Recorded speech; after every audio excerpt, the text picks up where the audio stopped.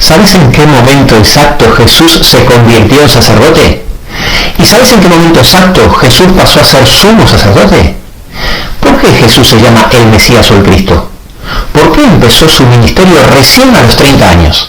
¿Y por qué cuando compartió el pan y el vino con sus discípulos dijo que ya no volvería a beber del fruto de la vid? ¿Qué es el bautismo de fuego? Aunque te parezca mentira, las respuestas a todas estas preguntas están relacionadas y las vamos a responder en este video. Quédate hasta el final porque sin ninguna duda te vas a sorprender. Comenzamos.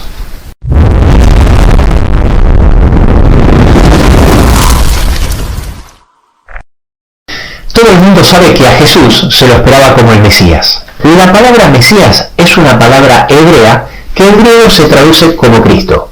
Lo que poca gente sabe es que la palabra Mesías en hebreo y Cristo en griego significan lo mismo, ungido.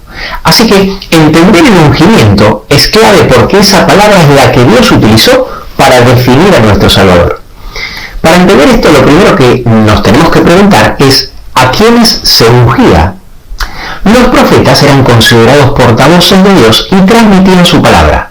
Su autoridad venía directamente de Dios y por eso no necesitaban una unción ritual con aceite para validar su llamado.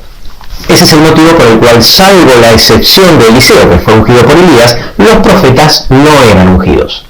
En el Antiguo Testamento se ungía a los sacerdotes y a los reyes. El procedimiento era el siguiente: Dios le indicaba al profeta quién era el elegido para el cargo, entonces el profeta realizaba un rito muy especial donde consagraba a la persona elegida colocando sobre ella un aceite perfumado. De esta forma, con el rito de la unción, se dejaba claro que el ungido había sido asignado, consagrado, elegido o apartado para el cargo. Por eso era llamado el rito de la Santa Unción, porque ser santo significa ser apartado. ¿Cómo era el aceite de la unción? El aceite para ungir no era cualquier aceite. La Biblia no solo nos explica que era un perfume muy especial, sino que en Éxodo 30, del 22 al 25, está detallada la fórmula exacta de este aceite, preparado, dice, según el arte del perfumista. Este será el aceite de la Santa Unción. Tal como dice el versículo 30, ungirás también a Aarón y a sus hijos y los consagrarás para que sean mis sacerdotes. Pero lo más curioso aún es lo que viene a continuación, donde no solo Dios deja claro que era un perfume fino y especial, sino a partir del versículo 32 especifica que debía ser único. Sobre carne de hombre no será derramado, dice, ni haréis otro semejante conforme a su composición. Solo podía ser utilizado sobre los sacerdotes elegidos por Dios a través del profeta, y no obedecer esto era tan grave que en el versículo 33 advierte que cualquiera que ponga este aceite sobre algún extraño será eliminado de su pueblo. En el versículo 38 dice que ni siquiera se podía reproducir el perfume para olerlo. ¿Por qué Dios exigió esto así? Muy sencillo.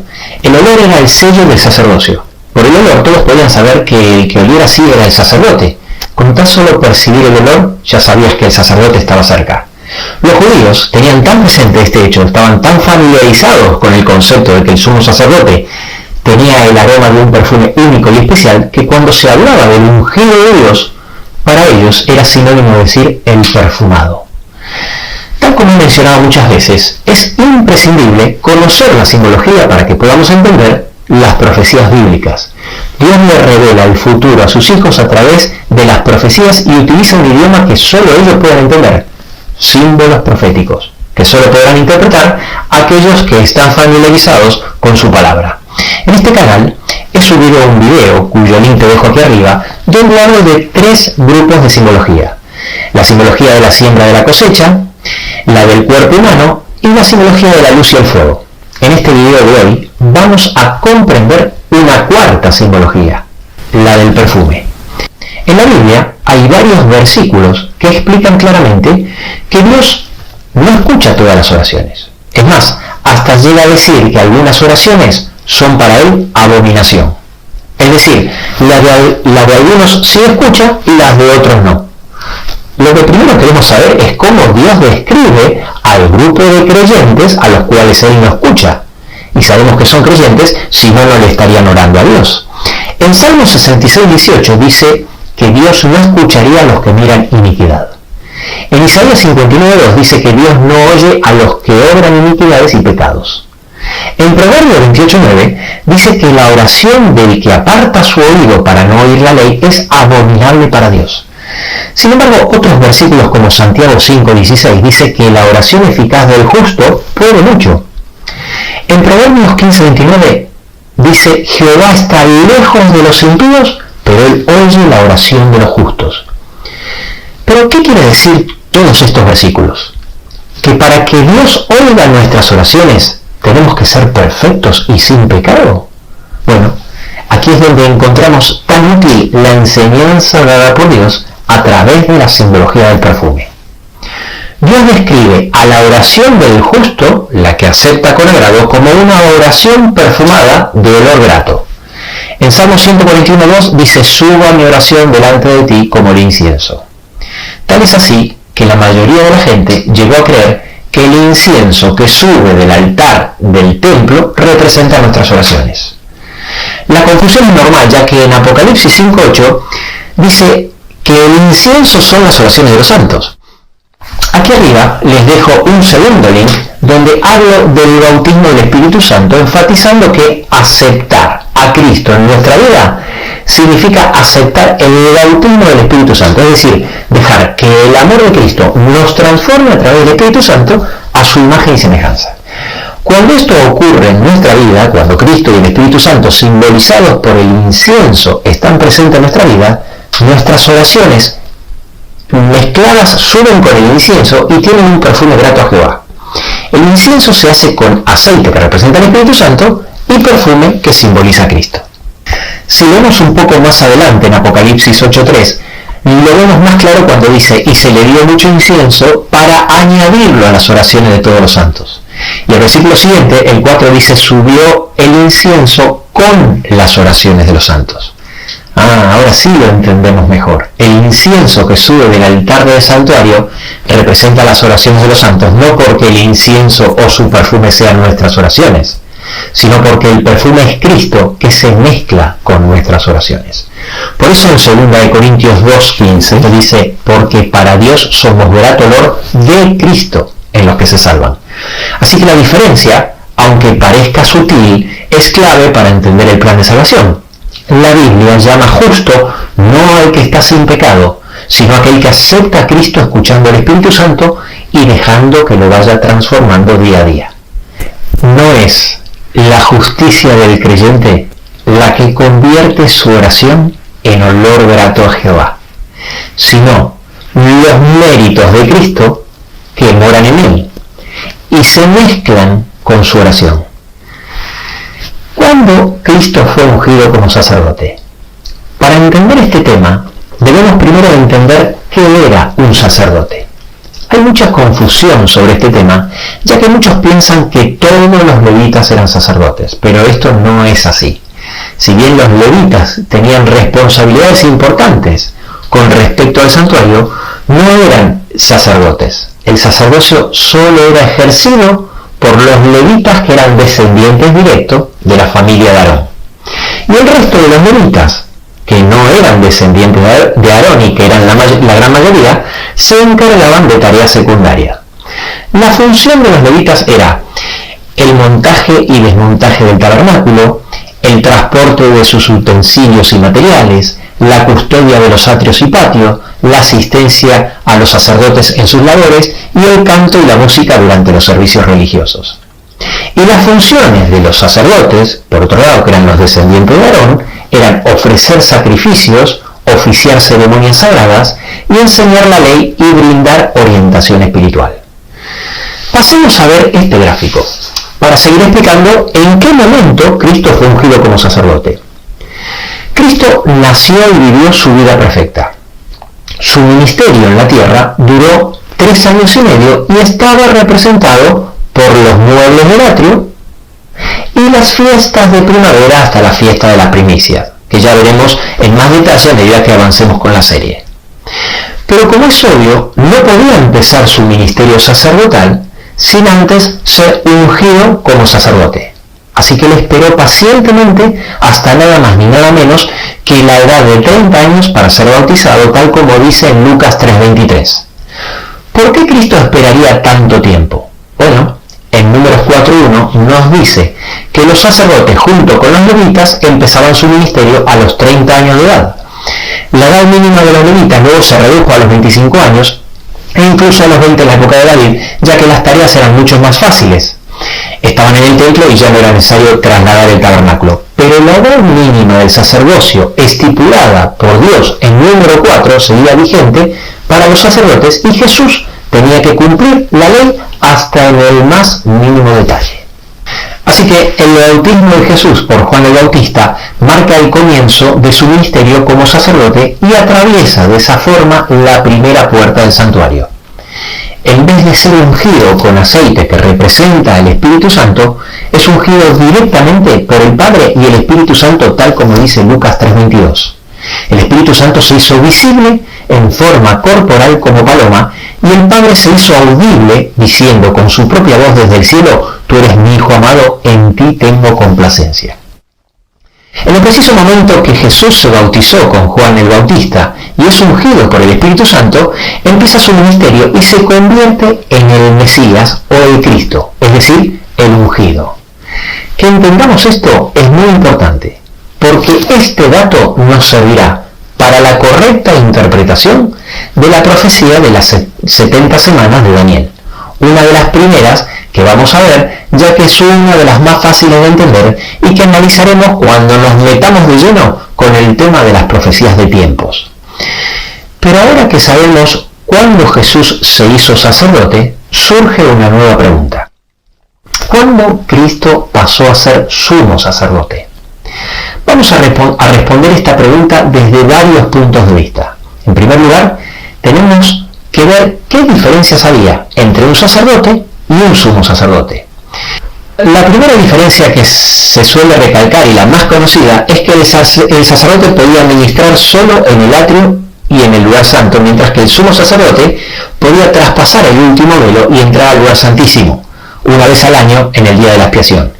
Muchos intentan hacerte creer que esta era la principal diferencia, minimizando el rol del sumo sacerdote por motivos que veremos más adelante en otros videos. Sin embargo, no es verdad en absoluto que la única o la principal diferencia entre ellos era que el sumo sacerdote podía entrar al lugar santísimo y el sacerdote no. La principal diferencia entre los sacerdotes y el sumo sacerdote es mucho más amplia y significativa y está relacionada con a quienes representan y la función intercesora que realizaba cada uno. Si bien ambos realizaban tareas de intercesión, su intercesión era completamente diferente. Los sacerdotes representan a todos los hijos de Dios que ministran e interceden a favor de los hombres. De la misma forma que durante sus 3 años y medio, Cristo ministró realizando milagros y enseñando. Tal como después lo pudieron realizar el resto de los discípulos. El Nuevo Testamento está lleno de versículos que hablan de cómo podemos interceder por otros en oración. En Santiago 5:16 dice: orad unos por otros para que seáis sanados. En Efesios 6:18 dice: orando en todo tiempo con toda oración y súplica por todos los santos. Y aquí en pantalla te dejo algunos versículos que hablan de cómo debemos interceder por nuestros hermanos, llevando sus cargas en oración, súplica, etc. El tema de la oración intercesora es un tema apasionante y por supuesto excede el espacio de este video, donde solo lo vamos a mencionar. Y lo mismo pasaba con los milagros que Cristo realizó. Los discípulos curaron enfermos, dieron vista a los ciegos y hasta resucitaron muertos. Así como Cristo tuvo una vida de ejemplo, también realizó durante 3 años y medio un ministerio de ejemplo para todos nosotros. Sin embargo, el sumo sacerdocio es diferente. Representa a Cristo y su intercesión es para expiación y remisión de nuestros pecados. Cristo era representado de forma única y exclusiva por el sumo sacerdote y por el cordero sacrificado. Después de su muerte, de la misma forma que ya no debía haber más sacrificio, como dice Hebreos 9:26, tampoco debía existir sumos sacerdotes, tal como lo explica Hebreos 7, del 23 al 27. Esta es la principal diferencia entre un sacerdote y el sumo sacerdote. Todas las demás diferencias vienen como consecuencia de lo anterior. Su función intercesora era diferente porque el sumo sacerdote representaba a Cristo. Por ese motivo había diferencia en el acceso. Los sacerdotes no podían entrar al lugar santísimo y el sumo sacerdote sí. Por ese motivo los sacerdotes eran muchos, todos los levitas descendientes de Aarón, y el sumo sacerdote era uno solo, y por este motivo sus vestimentas eran diferentes, siendo la de los sacerdotes más simples y la del sumo sacerdote mucho más jerarquizada.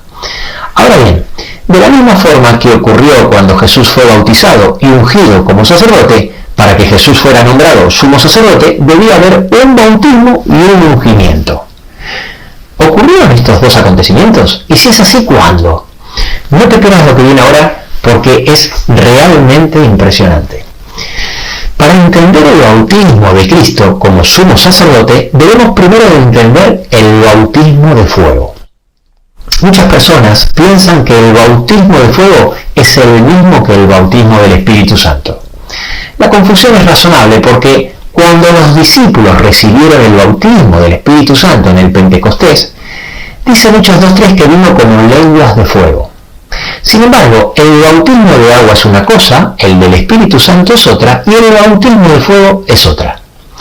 Cuando Cristo fue bautizado en el Jordán por Juan el Bautista, ya había sido sumergido por agua, como vimos anteriormente, y fue ungido de forma visible por el Espíritu Santo, el cual se manifestó en forma de paloma. Sin embargo, bastante más adelante, les dijo a sus discípulos, en Lucas 12, del 49 y 50, «Fuego vine a echar en la tierra, ¿y qué quiero si ya se ha encendido? De un bautismo tengo que ser bautizado, y cómo me angustio hasta que se cumpla», refiriéndose, por supuesto, a su muerte en la cruz como un bautismo. Luego, en otra ocasión, cuando la madre de los hijos de Zebedeo le piden a Jesús que se siente el uno a la derecha y el otro a la izquierda, Jesús le responde en Mateo 20, 22 y 23, «No sabéis lo que pedís. ¿Podéis beber del vaso que yo he de beber y ser bautizados con el bautismo con que yo soy bautizado?», haciendo referencia a su muerte en martirio. Y ellos le dijeron, «Podemos», respondiendo esto sin tener ni idea a qué bautismo se refería Jesús. Y él les dijo, «A la verdad de mi vaso beberéis, y con el bautismo con que yo soy bautizado, seréis bautizados». Esto lo dijo Jesús porque proféticamente él sabía que los discípulos sufrirían martirio, el cual consiste en privación de la libertad, sufrimientos o incluso la muerte por causa del Evangelio. Ya hablaremos más adelante y con más detalle del bautismo de fuego, pero simplemente cierro el tema diciendo, en primer lugar, es Jesús el que nos da el bautismo de fuego, tal como dice en Mateo 3:11, cuando Juan, el Bautista, dijo, «El que viene tras mí, él os bautizará en Espíritu Santo y fuego».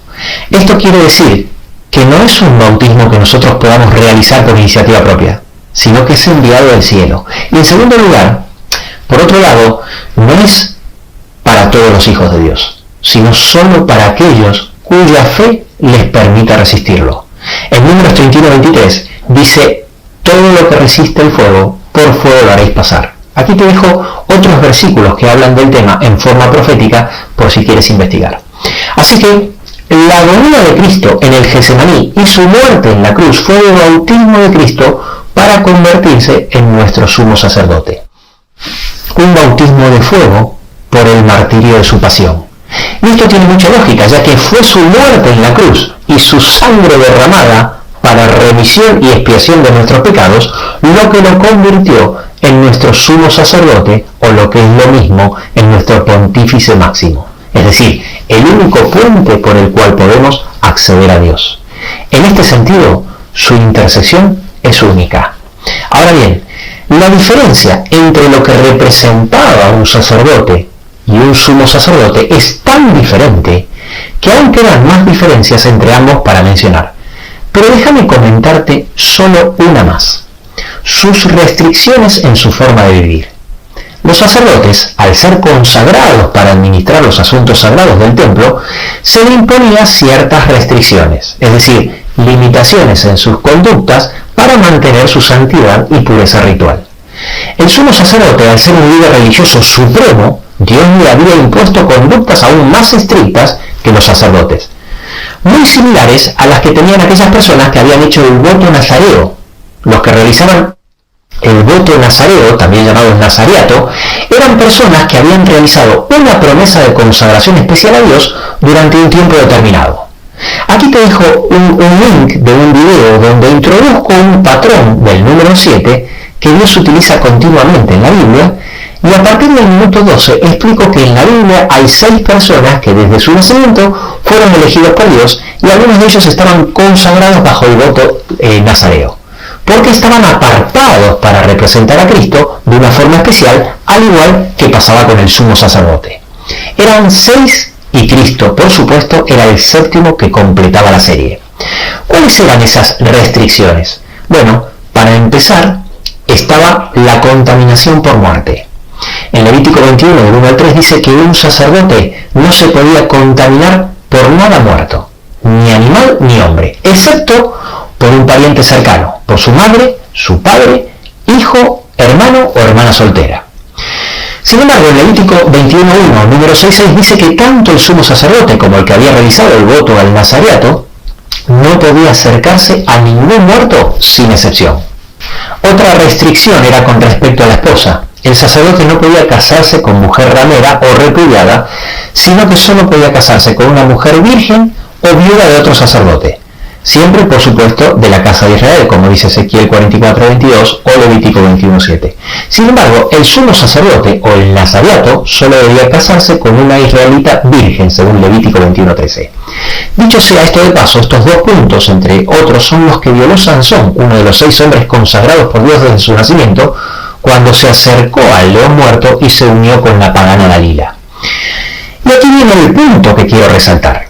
El sacerdote no podía beber vino cuando iba a ejercer el sacerdocio, tal como dice Levítico 19 o Ezequiel 44.21. Sin embargo, el sumo sacerdote y el nazareato no podía beber vino ni comer uvas ni ningún derivado de la vid en absoluto, tal como dice, por ejemplo, el número 6 del 3 al 4.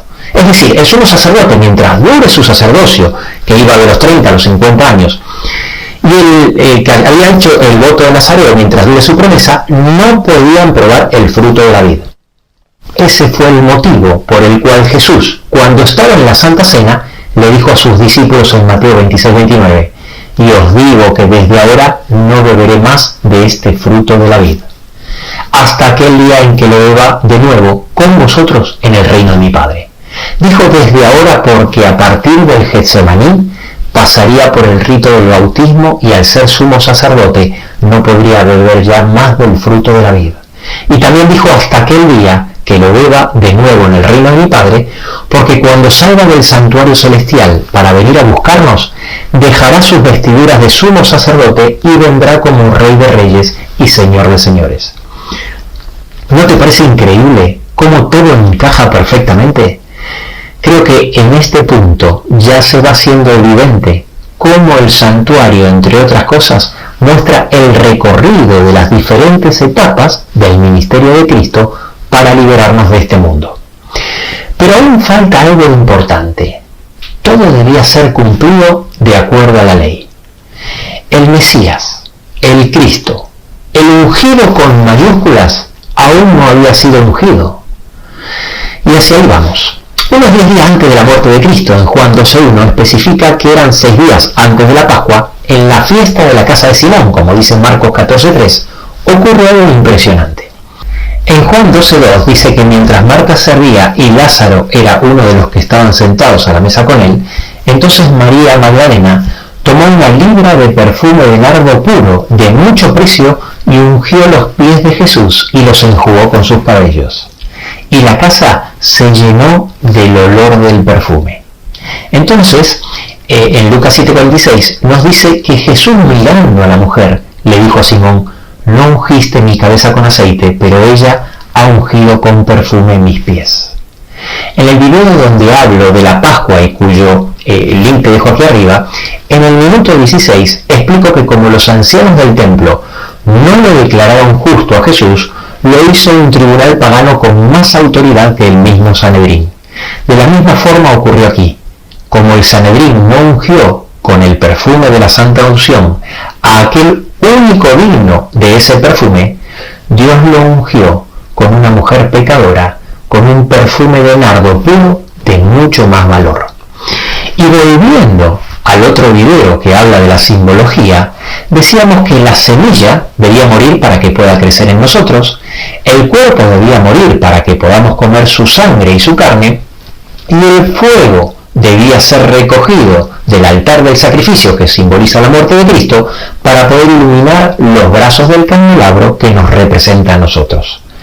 De la misma forma, era necesario que el frasco de alabastro, al igual que Cristo, sea quebrado para que su fragancia pueda inundarnos a todos, cerrando de esta forma magistral la simbología del perfume.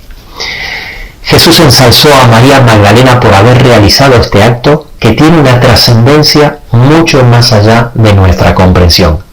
En primer lugar dijo en Marcos 14:9, de cierto os digo que donde quiera que se predique este evangelio en todo el mundo, también se contará lo que está hecho. En segundo lugar, esta es una de las poquísimas historias anterior a la pasión de Jesús que es contada por los 4 evangelios. Y por último, Jesús le dio el privilegio a María Magdalena de ser la primera en conocer la mejor noticia jamás contada en la historia de este planeta, que Cristo había resucitado. En uno de los links anteriores, en el video donde introduzco el número 7, mencioné que había 6 hombres que habían nacido de forma milagrosa. Seguramente hubo más hombres que nacieron de esa forma, pero la Biblia menciona solo a 6 y Jesús era el 7º que completaba y perfeccionaba la serie. ¿Te acuerdas que al principio de este video te dije que en la Biblia se ungían a los sacerdotes y a los reyes? Jesús es el ungido con mayúscula, porque para salvarnos de este mundo, Él tuvo que venir primero como sacerdote para salvarnos de la consecuencia del pecado, llevándonos a santificación. Y en su segunda venida, vendrá como rey para rescatarnos de la presencia del pecado, para llevarnos a glorificación. Es decir, librarnos de Satanás y llevarnos a la Canaán celestial. Voy a terminar este video con un dato que te dejará con la boca abierta. Seguro que hubo muchos, pero ¿sabes cuántos sacerdotes menciona la Biblia por nombre que fueron elegidos por Dios a través de un profeta? 6. Aquí en pantalla te dejo los textos. Cristo fue el 7º sacerdote en completar y perfeccionar la serie. Y si esto te parece increíble, espera a escuchar lo que sigue. ¿Sabes cuántos reyes menciona la Biblia que fueron elegidos por Dios a través de un profeta? 6. Aquí en pantalla te dejo los textos. Porque Cristo también es el 7º rey que completa y perfecciona esta serie. El ungido por excelencia. Sí, yo también le doy gracias a Dios porque su palabra nos sorprende cada día. No subestimes la serie del 7 porque nos va a seguir revelando cosas increíbles, especialmente para interpretar las profecías. Nos vemos en el próximo video.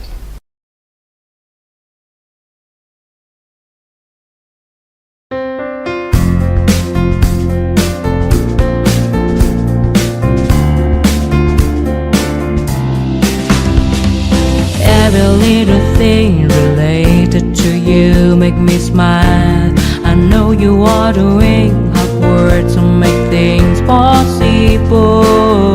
I want to let you know that I am with you and I will be forever. Every little thing related to you make me smile. I know you are doing hard work to make things possible. I want to let you know that I am with you and I will be forever. When you talk, I want to listen to you for hours. When you are there beside me, I feel like looking at you all the time.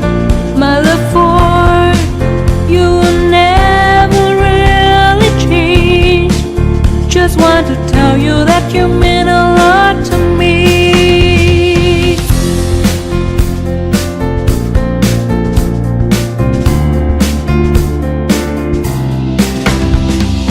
Every little thing related to you make me smile. I know you are doing words to make things possible.